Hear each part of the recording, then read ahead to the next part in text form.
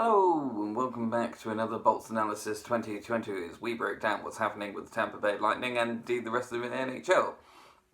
And last night was a night off for the Lightning, which is always nice because we've had quite a long road trip. We're playing tonight against the Vancouver Canucks. You'd think I would be more confident just going in with 7 straight wins. The only problem is the other team also have 7 straight wins. So something's got to give, and I'm hoping it's not us, but Vancouver are going pretty well. This is probably one of their best seasons in a long time, and I don't think it's going to be easy, but at least we're at home, so maybe that evens things up a little bit. Last night, good results as far as Tampa are concerned. 2 Atlantic Division teams were playing, and they both lost.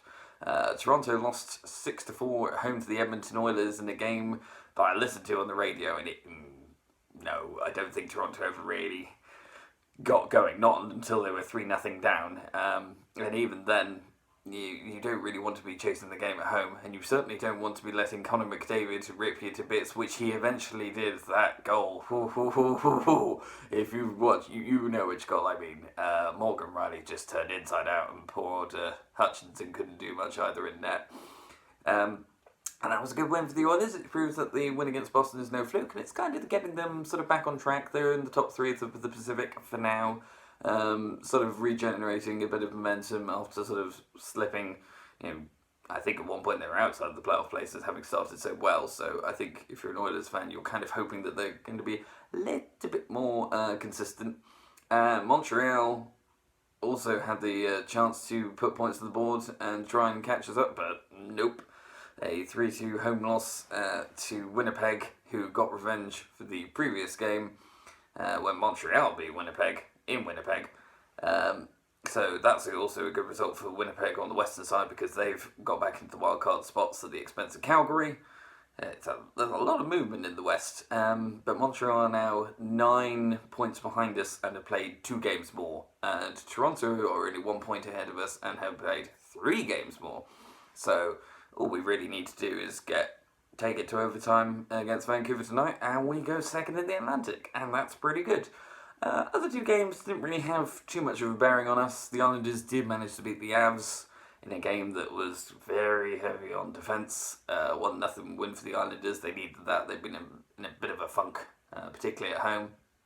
And Columbus, a side who I would have ruled out almost as early as pre-season, considering how many key players they lost, won again. They beat the Los Angeles Kings 4-2 in LA, and they are not that far off a wildcard spot.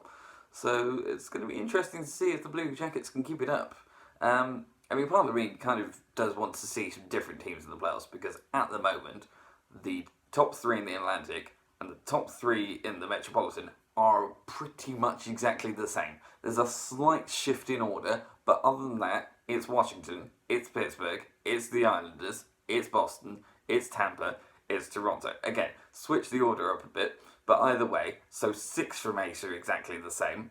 The Canes are currently in the wildcard spot. That's what happened last year as well. The only difference at the moment is Columbus are out and Florida are in, and that is it. So it would be nice to see a little bit more sort of a mix-up compared to last year. Certainly if you look at the West, it's very different. And noted in Nashville, Laviolette is, I think that's how you pronounce his name. There's a lot of L's and I's in there. But he's gone.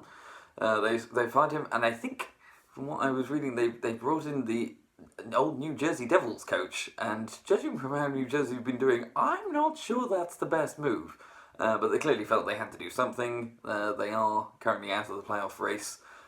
They do need to get back in. It would be a big disappointment for Nashville, having won the Central Division last year, if they did miss the playoffs.